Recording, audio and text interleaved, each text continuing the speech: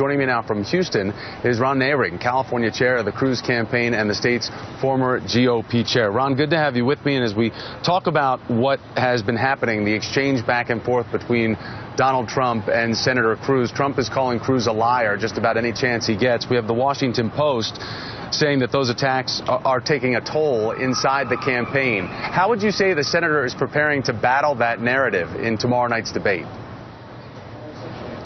Well, you know, this is a critically important week for the campaign. We have the debate tomorrow, and then we have Super Tuesday coming shortly thereafter.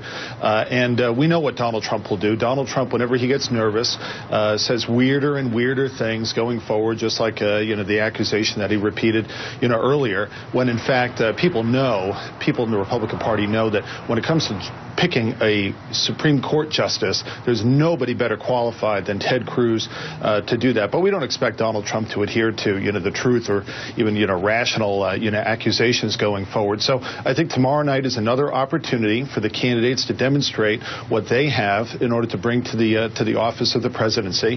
But where the campaign has to go is ultimately this has to come down to a two-person race. Donald Trump has a ceiling. He can't seem to get very much above 35% in national polls or so, and that might even be generous. And in a five-person race, 35% makes you a winner.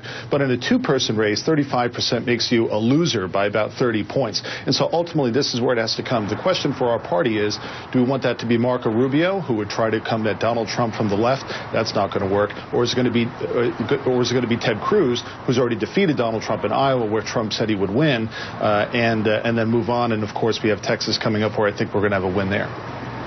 Well, let's talk about that, because Iowa is the place where Trump was defeated by Ted Cruz. Ted Cruz certainly likes to remind everybody about that in concession speeches out of most of the last three contests that we've seen. So, Ron, the exit polling, though, that we have shows the majority of white evangelicals went for Donald Trump here in Nevada, 41% for Trump versus 27% for Cruz. And Cruz also lost that group in South Carolina. So what do you make? That's supposed to be his base. Can he take the nomination if he doesn't win the evangelical vote?